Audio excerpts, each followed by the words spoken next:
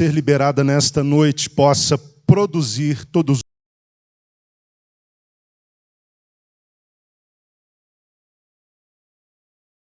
excelente para receber esta palavra.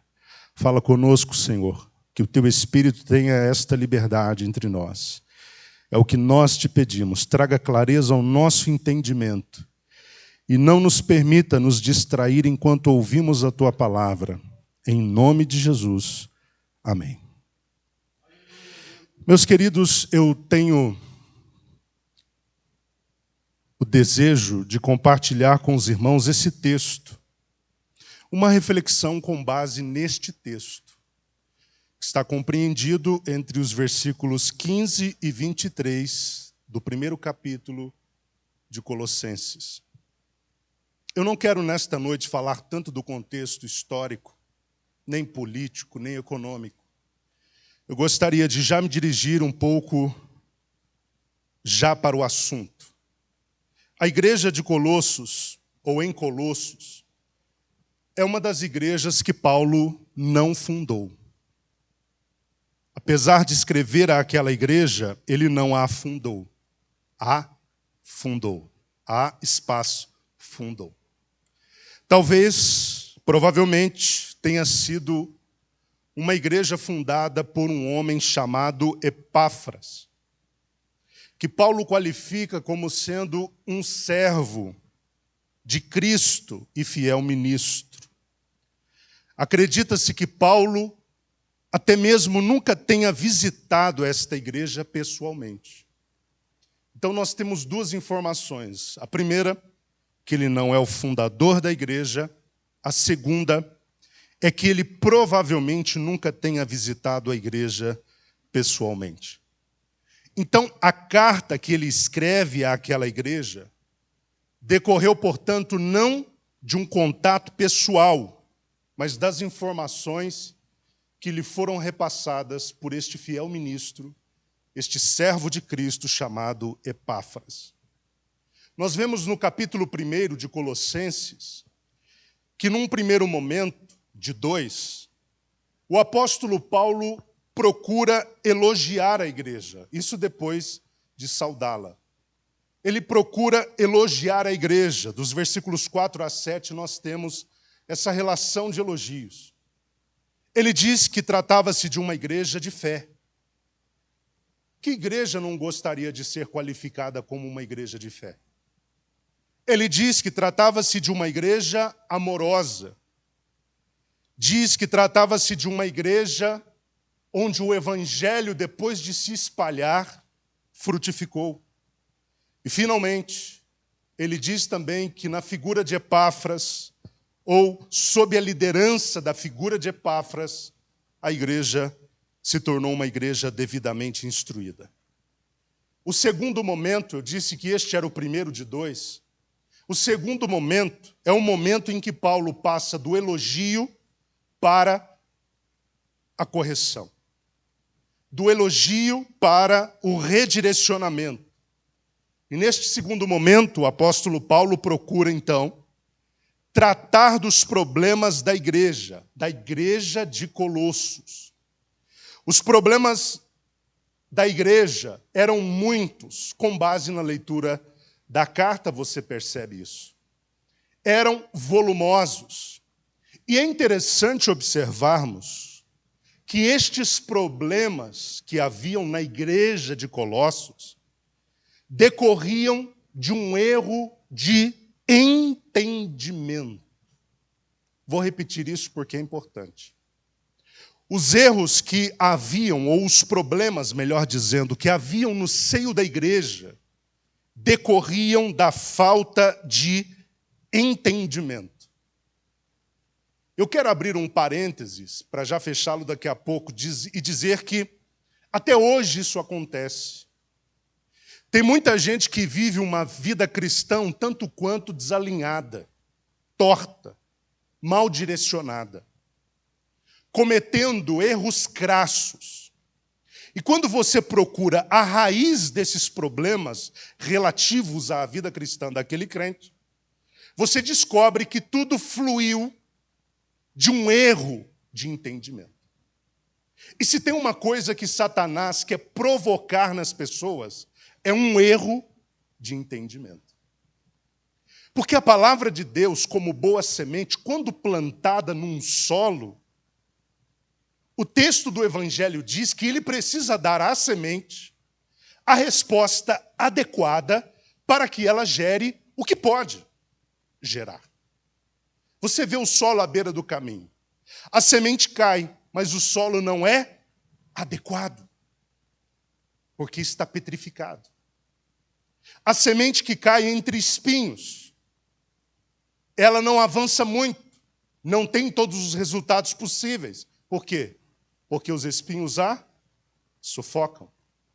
A semente que cai num solo pedregoso, ela começa a querer avançar com suas raízes, mas não consegue ir muito longe, porque pouco abaixo da superfície há pedras que impedem esse crescimento das raízes. Mas o solo bom é o fértil, é o solo adequado.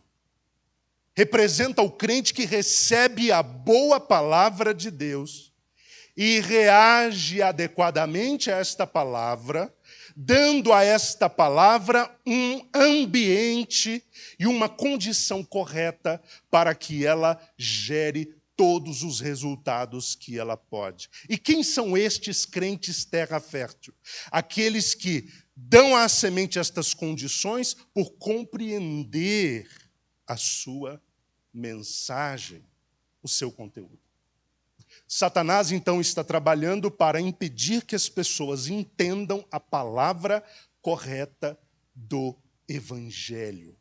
Porque, mal entendendo a palavra do Evangelho, viverão uma vida cristã ou tacanha, ou equivocada, ou completamente diversa daquilo que Deus planejou.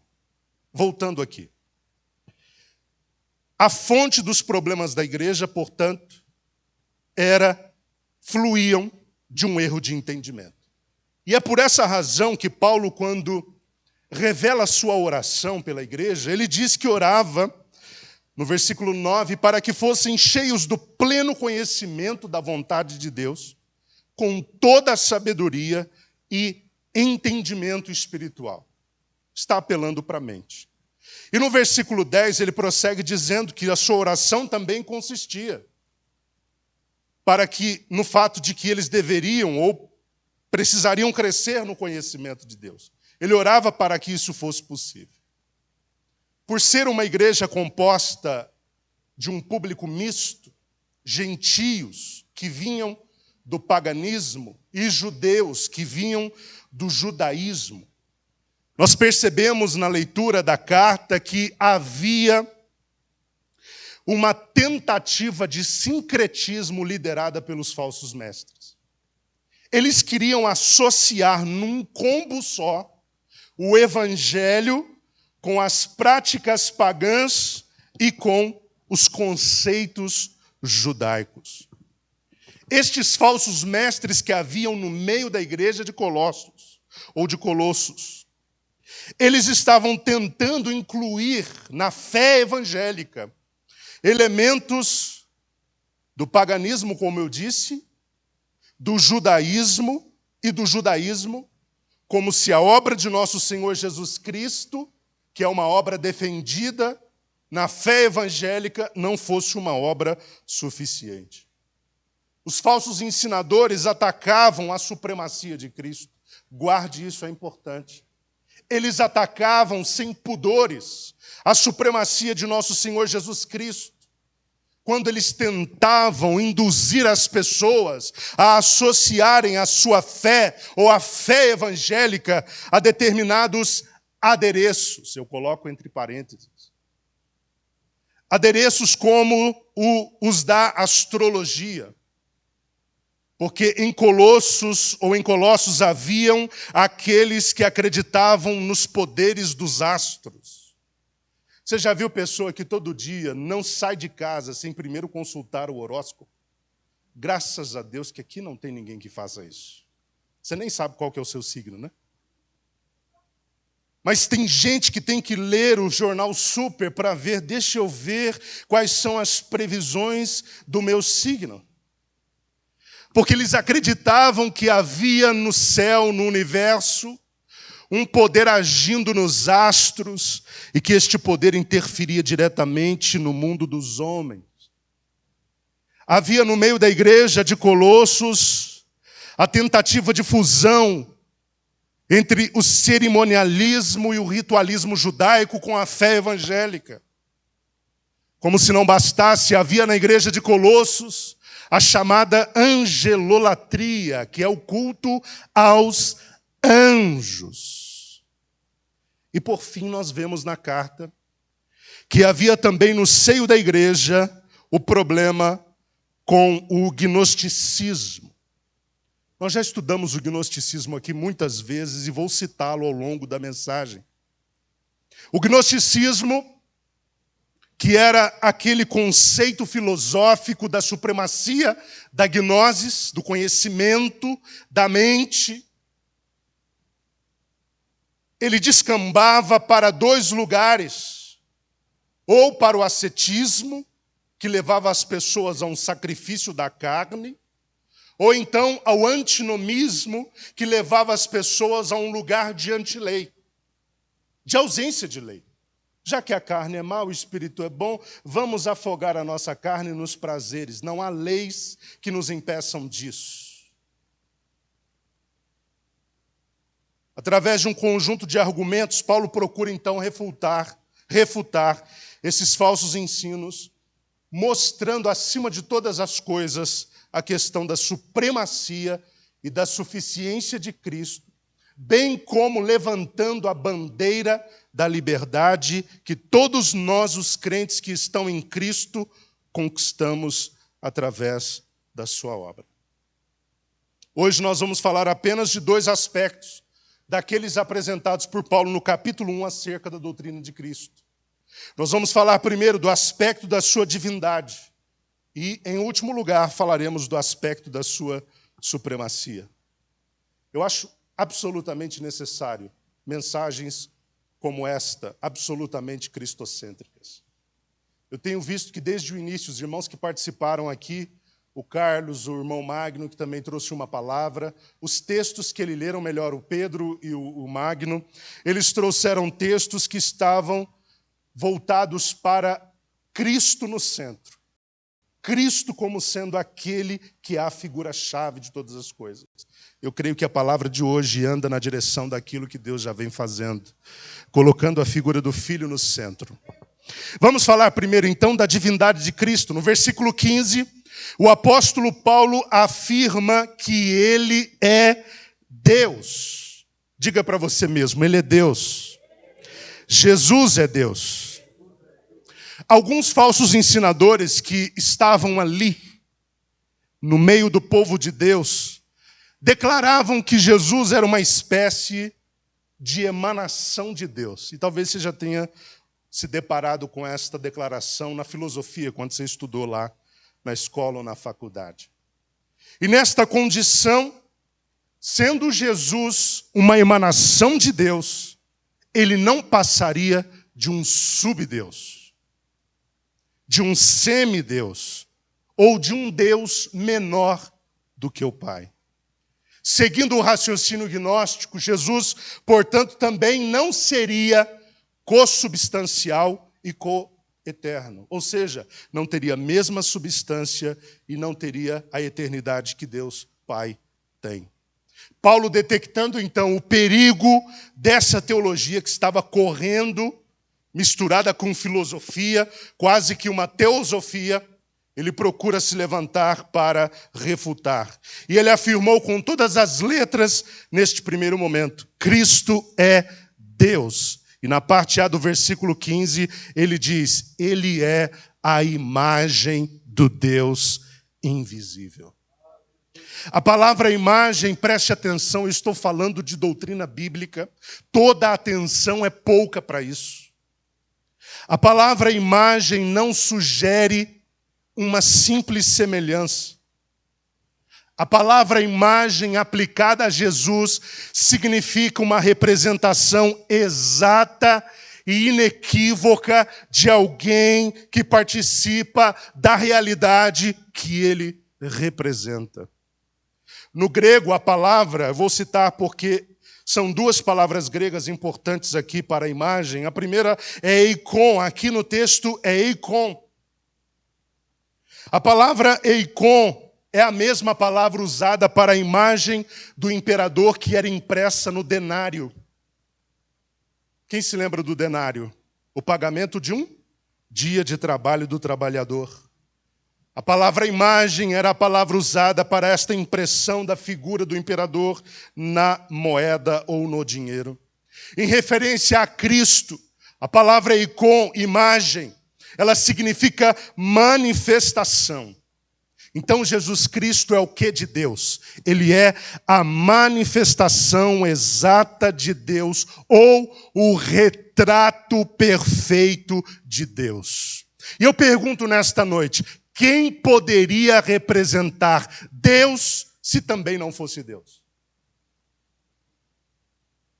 Jesus representou e representa Deus porque Ele é absolutamente Deus. Como Paulo diz, Ele é Deus, a imagem do Deus invisível.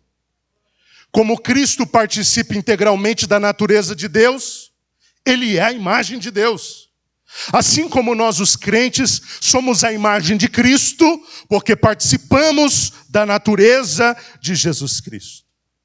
Em Hebreus, no capítulo 1, depois do autor discorrer acerca da revelação progressiva de Deus, ele diz que o apogeu, o clímax, o momento maior dessa revelação se deu na pessoa do Filho. E no versículo 3 ele diz, ele, o Filho, Cristo, é o resplendor da glória e a expressão exata. Algumas versões usam o termo expressa imagem do ser de Deus. A palavra para imagem aqui é a segunda que eu gostaria de citar. Expressa imagem ou expressão exata, aqui no grego é charakter.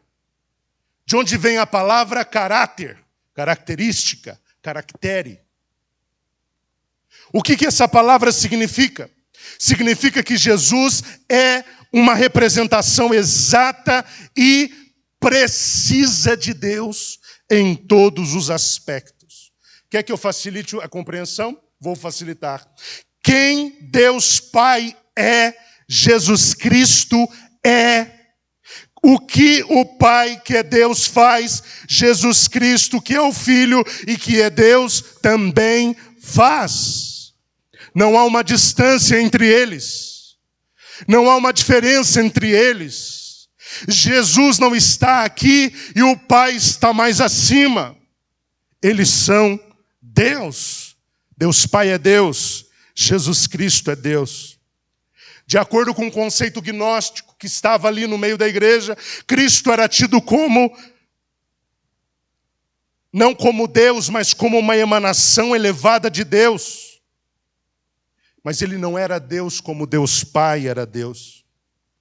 E na visão gnóstica, Jesus, como sendo uma simples emanação de Deus, ele estava localizado entre Deus, o Deus verdadeiro e absoluto, e o homem.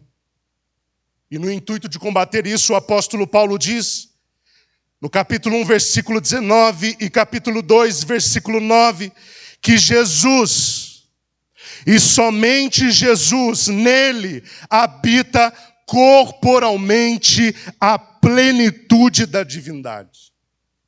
Todo o ser de Deus, toda a natureza de Deus, toda a essência de Deus, toda a grandeza de Deus, toda a supremacia de Deus está em Jesus Cristo e habita nele corporalmente. Jesus não é uma emanação de Deus. Não é como alguém que foi fluindo de Deus. Jesus Cristo é Deus. Ele não é um Deus menor, Ele não é um Deus mais simples, Ele não é um esboço de Deus, Ele não é alguém da série, Ele é alguém que é integralmente, plenamente, totalmente Deus. Tudo que o Pai é, o Filho é, tudo que o Pai faz, o Filho faz. Certa vez Filipe se dirigiu a Jesus de forma, eu diria, quase que insolente, dizendo: Senhor, mostra-nos o Pai, e isso nos basta. Que pedido tranquilo, né? Mostra o Pai que está bom, Jesus. Mostra o Pai que está resolvido. E a resposta de Jesus foi surpreendente. Em João 14, versículos 8 a 10, você tem esse momento entre Jesus e Filipe. Jesus diz: olha, quem vê a mim, vê o Pai. Jesus é o retrato exato do Pai. Jesus é Deus como o Pai é Deus. Jesus disse isso para mostrar o que a Filipe e aos demais discípulos? Que o Pai estava nele, ele estava no Pai, e que por ele, Jesus, o Pai era perfeitamente representado. No Evangelho de João, capítulo 1, versículo 1, o evangelista João afirma que Jesus não só estava com Deus no princípio, mas que ele próprio era Deus. No princípio era a palavra, o verbo. E a palavra estava com Deus, e a palavra era Deus. O apóstolo Paulo, voltando para Colossenses, ainda no capítulo 1, versículo 17, parte A, ele diz que Jesus Cristo tem a sua existência como sendo uma existência que antecede o princípio no qual ele estava com Deus. Paulo diz: ele existe antes de tudo. Ele existe até mesmo antes do princípio de todas as coisas. Ele existe de eternidade a eternidade. Quando ele se apresenta a João, ele diz: eu sou o Alfa, primeira letra grega, o Ômega, última letra grega, eu sou o A, eu sou o Z, eu sou eterno, eu sou o começo, eu sou o meio, eu sou o fim. Jesus é de eternidade a eternidade. Ele não conhece o princípio, ele antecede o princípio. Ele não conhece o começo, ele antecede o começo e ele dá o start para o começo de todas as coisas. Porque ele é Deus, ele é Deus, ele é Deus. Ele não é uma representação mais ou menos de Deus, ele é Deus. Ele não é uma emanação de Deus, ele é Deus. Ele não é um semideus, Deus está num trono maior, Jesus num trono menor, ele é Deus, assim como o Pai é Deus, ele é Deus, o mesmo poder, ele é criador como Deus Pai é criador, é eterno como Deus Pai é eterno, ele perdoa pecados como Deus Pai perdoa pecados, ele é onipotente, onisciente, onipresente, como o Pai também o é, eles são de igual natureza, eles têm o mesmo poder.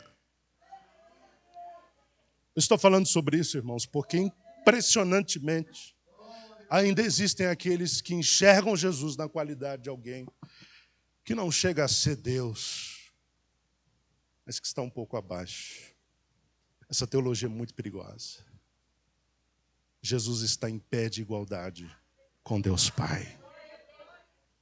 Segundo lugar, Paulo vai abordar a questão da supremacia de Cristo. Primeiro, ele procura deixar absolutamente claro que Jesus é Deus. Ele fala da divindade de Jesus. Ele é Deus, a imagem do Deus invisível. Agora, ele vai trabalhar a supremacia de Cristo. E no versículo 15, na parte B, ele diz: o primogênito de toda a criação. Cristo não só é Deus, como Deus Pai é Deus, ele é coeterno com o Pai, coexistente com o Pai, coessencial com o Pai, e tudo mais que você quiser colocar depois disso. Mas ele é também o cabeça da criação, ou seja, o primogênito da criação. Jesus Cristo, sendo plenamente Deus, ele é apresentado aqui e visto como o cabeça, ou a cabeça da criação, porque ninguém além de Deus possui o poder criador. Só Deus, e só Jesus sendo Deus, teve o poder de extrair tudo do nada. A palavra utilizada aqui para este conceito da supremacia de Cristo sobre a criação é a palavra primogênito.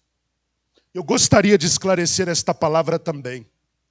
A palavra primogênito aplicada a Jesus aqui não pode ser entendida como sendo Jesus o primeiro criado por Deus.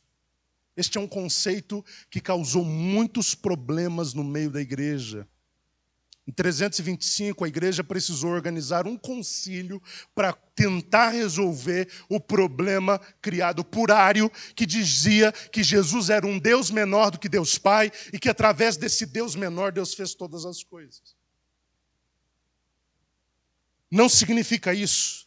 Não sugere que Cristo é o primeiro criado de Deus. Mas a palavra primogênito aqui é usada em relação a Jesus para mostrar o lugar de honra que ele ocupa na criação. E não apenas isso, para mostrar que ele vem antes de todas as coisas criadas. E que em relação às coisas criadas, ele é superior. Quer que eu traduza isso em duas palavras? Ele tem primazia e ele tem proeminência. Jesus Cristo como cabeça ou primogênito da criação, ele é o quê? Ele é o autor da criação. Paulo diz no versículo 16, na parte A, que nele foram criadas todas as coisas. E ele explica todas as coisas na terra, que são as visíveis, ele está falando do mundo natural, foram criadas por ele. Hebreus capítulo 11, versículo 3, está escrito que tudo foi criado pela palavra de Deus.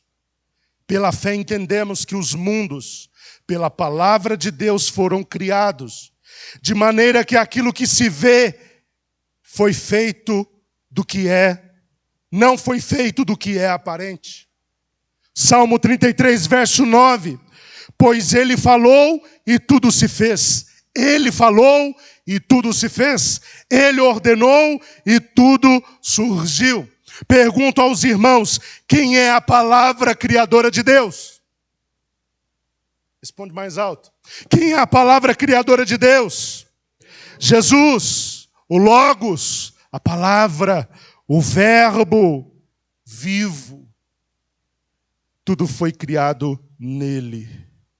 Nele foram criadas todas as coisas, não só as visíveis, as que são deste mundo natural.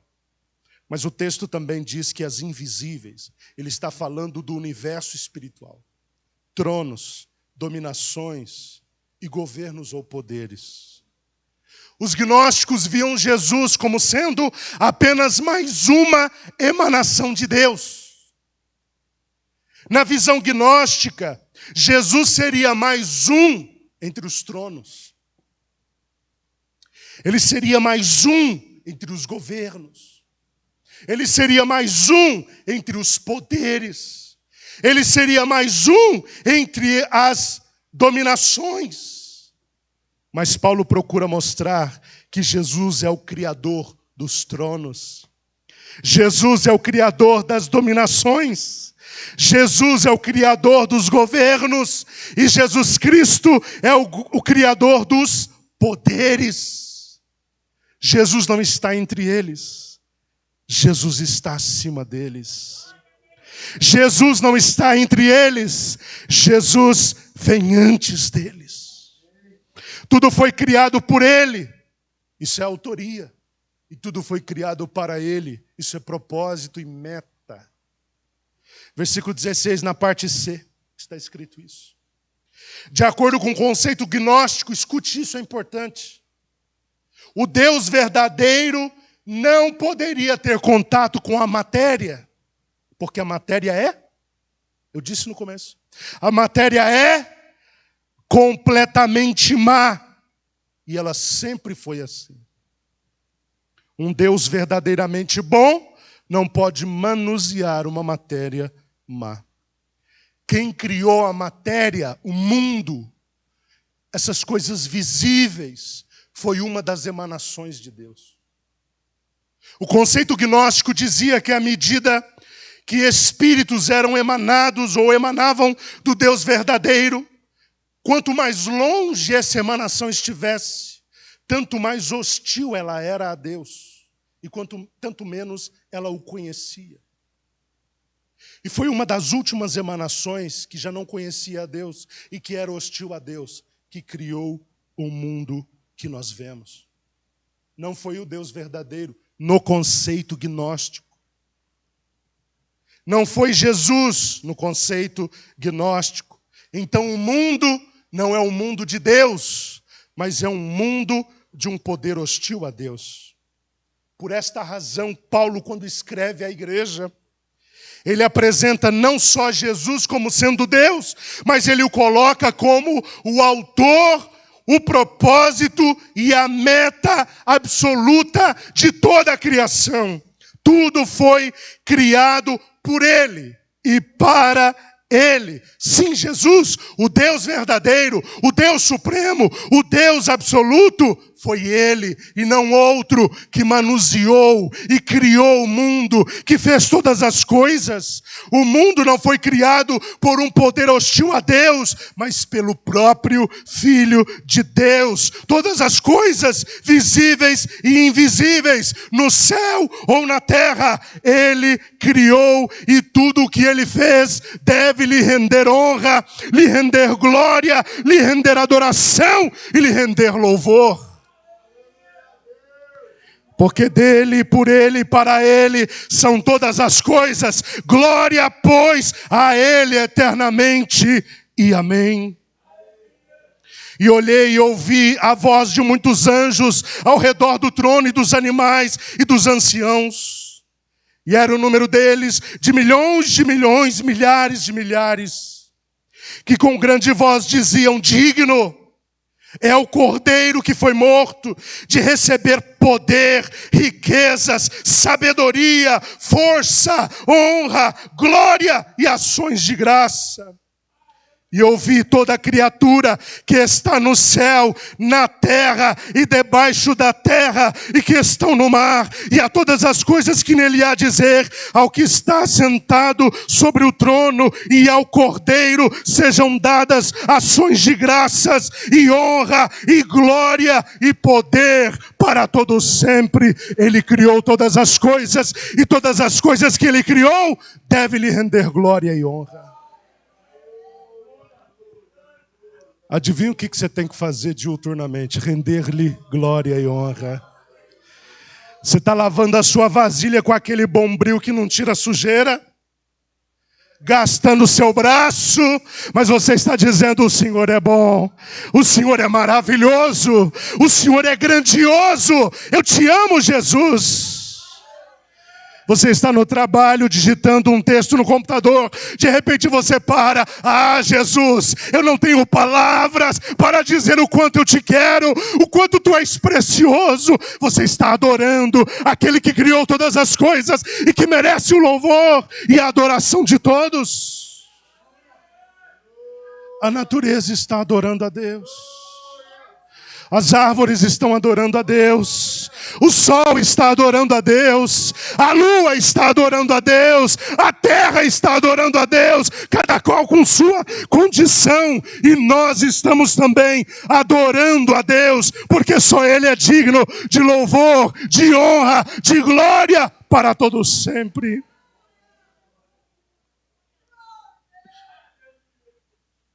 Aleluia. Você tem adorado a Deus? Com ou sem dificuldade você está adorando a Deus? Está difícil, mas você está adorando a Deus. O desafio está grande, mas você está adorando a Deus, porque você sabe que tudo veio dEle, é para Ele. Glória, pois, a Ele eternamente. Quantos de nós, dormindo, não adoramos a Deus? De repente,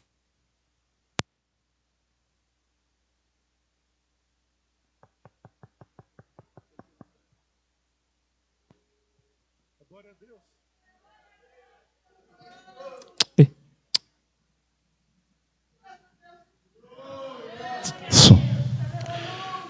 Quantas das vezes nós estamos dormindo e de repente a gente acorda adorando a Deus?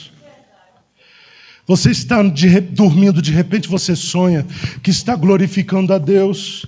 E até em línguas estranhas você fala no sonho. Sabe por quê? Porque existe um espírito dentro de você que serve a Cristo. Ele está rendido a Cristo. Ele está aos pés de Cristo. Ele é subserviente a Cristo. A natureza que há em você, por mais deteriorada que ela esteja, ela tem essa noção de Deus. E ela quer te levar a esse lugar de adoração a Deus, porque só Ele é digno de ser adorado. Existe uma consciência dentro do homem apelando para que ele adore ao seu Criador. Nele todas as coisas subsistem. Versículo 17. Nele todas as coisas subsistem. Conforme o pensamento paulino em Colossenses capítulo 1, Jesus Cristo no começo, preste atenção nisso, ele é visto como o autor da criação. No fim, ele é visto como a meta, o propósito final da criação. Mas no meio, Paulo posiciona Jesus como o sustentador de todas as coisas. Nele todas as coisas subsistem. Obrigado, irmão Joel. Obrigado.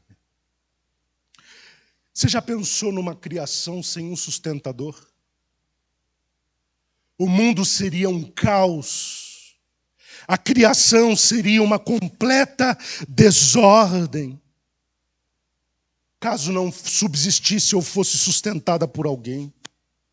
Esta criação, com toda a sua complexidade, as leis que regem a criação, com toda a sua uniformidade, revelam que há, por trás de todas as coisas, um sustentador, um preservador, um conservador, e o seu nome é Jesus Cristo.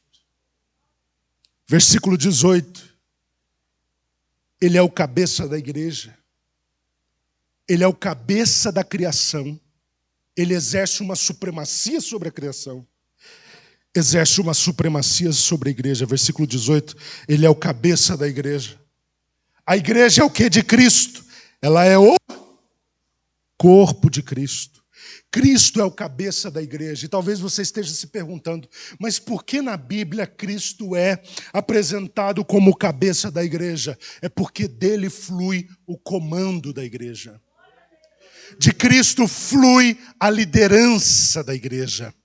De Cristo flui o domínio, o governo da igreja. Sem Cristo, a igreja não teria nenhuma utilidade. Seria apenas um organismo em estado vegetativo. Seria um organismo num estado eterno de inoperância. Seria um organismo numa condição eterna de ineficiência.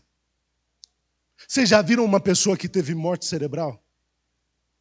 A cabeça para de funcionar como poderia, porque o cérebro já não está ali em funcionamento. O que acontece com o corpo dessa pessoa?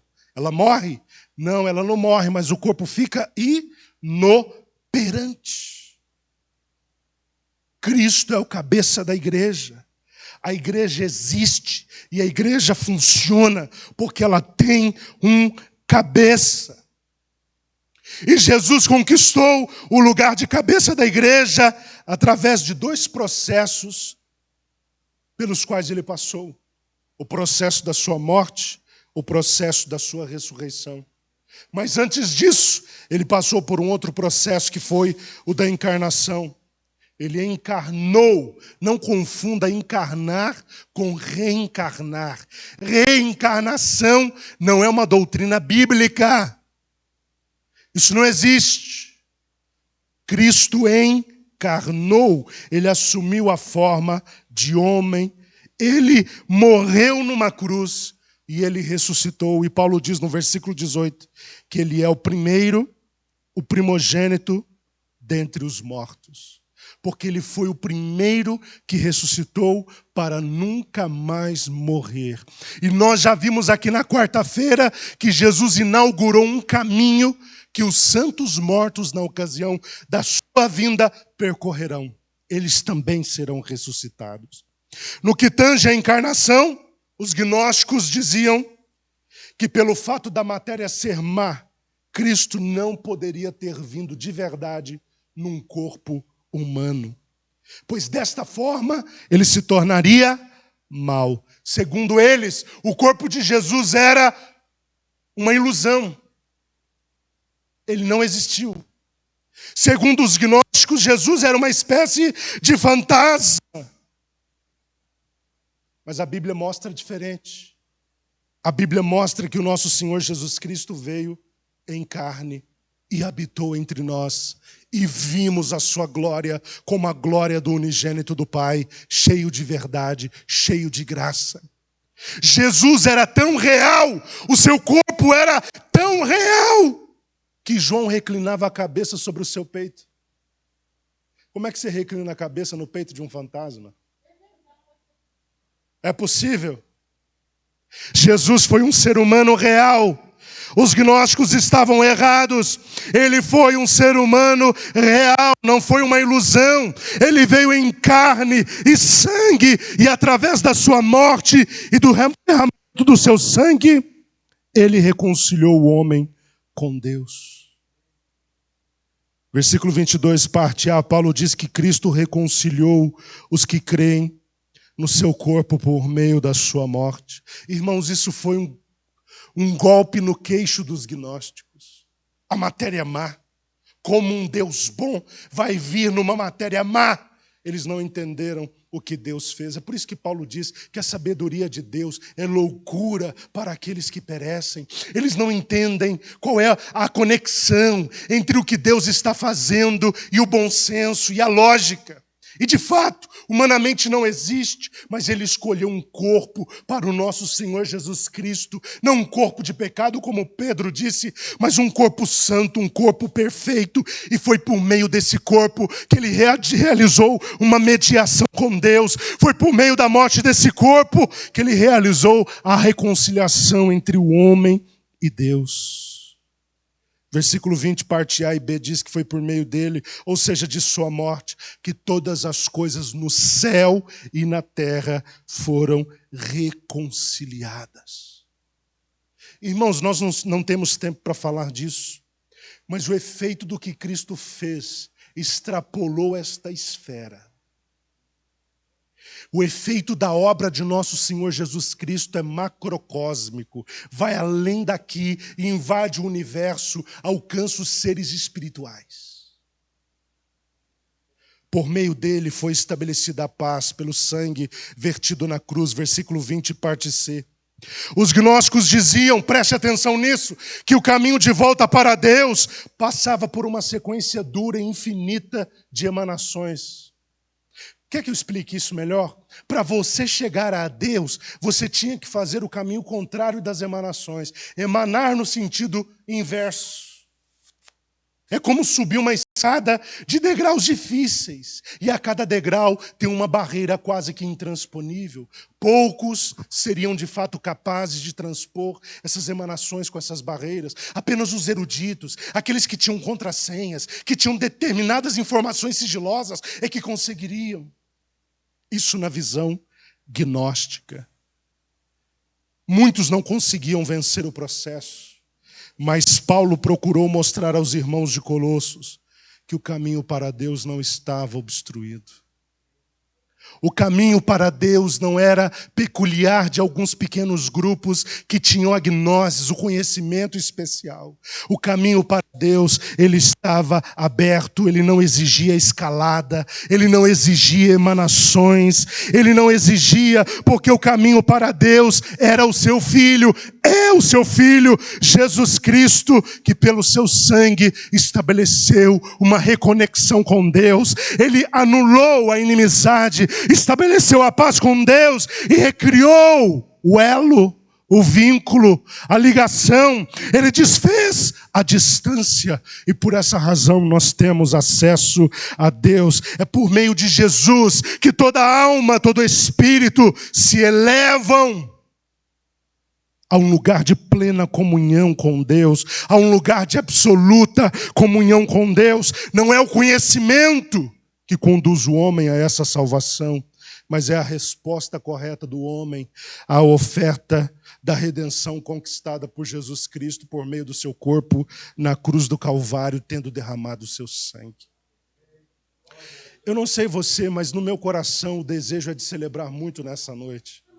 Porque se nós fôssemos obrigados a viver no conceito gnóstico, a maioria de nós, 99,9% de nós, não alcançaríamos jamais Deus. Mas Deus é tão gracioso, Ele é tão maravilhoso, que Ele rasgou um caminho, Ele rasgou um véu, Ele criou no corpo de Jesus uma maneira de nós nos aproximarmos e nos achegarmos a Ele e sermos reconciliados. O caminho está aberto, a porta está aberta. Jesus é o caminho, eu sou o caminho, eu sou a verdade e eu sou a vida. Ninguém vem ao Pai senão por mim. Jesus é o acesso. E sabe qual que é a outra boa notícia? Não há mais nada a ser feito. Você só tem que acreditar nisso, meu irmão. Diga para o seu irmão à distância, você só tem que acreditar nisso. Para ser salvo, a Bíblia diz que você só precisa acreditar.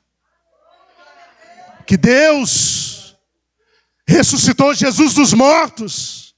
E que Jesus é Senhor. Que Ele é Salvador. O unigênito do Pai, que Ele é o caminho. Ele é a verdade, Ele é a vida. Ele veio em carne, morreu numa cruz e ressuscitou ao terceiro dia e prometeu que voltará para nos buscar. É só nisso que você precisa acreditar. Irmãos, para ser salvo, Deus não exige aquele conhecimento teórico, técnico, teológico, complexo. Não, Deus exige fé.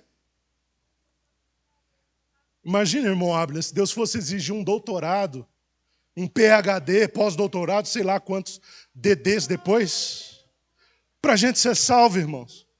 Irmão Francisco, como diz em Bambuí, a gente estaria na roça. Mas graças a Deus, crê no Senhor Jesus Cristo. Será salvo tu e a tua casa. Crê no Senhor Jesus, porque Ele é o caminho, Ele é o elo de ligação, Ele é o mediador, Ele é a ponte. Ele pega na mão do homem e o conecta a Deus. No passado nós estávamos desconectados de Deus. Tem gente dizendo que é filho de Deus, quando na verdade está desconectado de Deus. Mas eu sou criatura de Deus, eu sou filho de Deus. Uma coisa é ser criatura de Deus, outra coisa é ser filho de Deus. Criatura de Deus, todos nós somos. Filhos de Deus só são aqueles que se abrigam na pessoa de Jesus Cristo e andam por Ele. Assim eles são de Deus, eles são filhos de Deus, eles são adotados por Deus. Porque a adoção é um processo que só se dá através do Filho. As obras não te fazem um filho adotivo de Deus. O conhecimento não te faz um filho adotivo de Deus. O bom procedimento não te faz um filho adotivo de Deus. Mas andar em Jesus e crer nele te faz um filho de Deus. Vamos terminar. O estabelecimento da paz, segundo Paulo, no versículo 21, eu estou trazendo aqui já a coisa apresentada. Já garimpei, já trouxe, já está garimpado, já estou apresentando, tá? Para ficar mais fácil para os irmãos.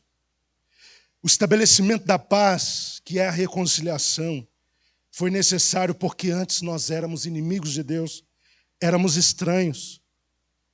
Éramos estranhos e inimigos de Deus. E esse lugar de inimizade e oposição Como ele era demonstrado? Através das nossas más obras, do nosso mau procedimento, da nossa vida de desobediência. A nossa vida de desobediência demonstrava que nós ainda não tínhamos sido reconciliados. Quando nós nos achegamos a Deus por meio de Jesus, nós fomos reconciliados. Jesus, através do seu Espírito e da palavra, está nos ajudando a corrigir o nosso comportamento, para que nós tenhamos uma atitude digna daqueles que foram chamados para a salvação. Por meio dele, de Jesus, ou seja, por meio da sua morte, nós, os que permanecemos firmes na fé, alicerçados na fé e na esperança, nós somos apresentados por Jesus diante de Deus. Sabe como? Pergunta como? Não é como pecadores, mas como santos, inculpáveis e absolvidos de qualquer acusação. Você pode glorificar a Deus por isso? Quem tenta chegar diante de Deus dizendo que você é um pecador miserável é Satanás, o acusador dos santos. Jesus Cristo, cabeça da igreja, apresenta a sua igreja formada pelos crentes como sendo estes crentes santos, inculpáveis e absolvidos de qualquer acusação. Fechando, irmãos, Jesus Cristo é plenamente Deus. Apenas uma síntese para nós terminarmos. Ele é plenamente Deus. Sobre todas as coisas, ele exerce primazia e proeminência. Ele não é um Deus, uma representação aproximada de Deus, mas Deus. Nele habita a plenitude do ser de Deus. Ele é o autor da criação, o sustentador da criação, o propósito final ou a meta absoluta da criação. Ele veio em carne, num corpo de carne e sangue. Morreu numa cruz. Estabeleceu um caminho para a reconciliação entre o homem e Deus. Ele abriu o caminho e foi por meio dele, da sua morte, que nós tivemos e temos ainda acesso a um lugar de novo relacionamento com Deus. E hoje, sabe quem nós somos? A nova criação de Deus. O primeiro Adão deu errado. Sim ou não? Mas através do segundo e último Adão, Deus gerou uma igreja que não vai dar errado.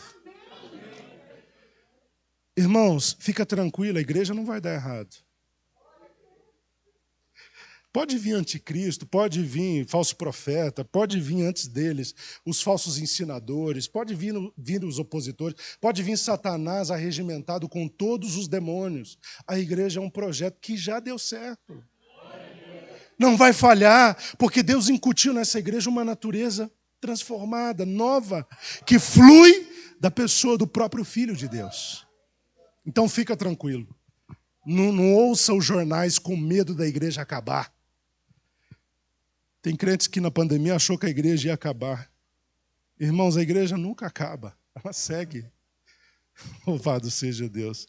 A igreja não acaba não, meus irmãos, pode ficar tranquilo, a igreja de Deus, ela marcha triunfantemente. Que Deus continue abençoando cada um dos irmãos em nome de Jesus. Eu gostaria, antes dos avisos, fazer um convite. Nós trouxemos nessa noite uma mensagem com Cristo no centro. Falamos um pouco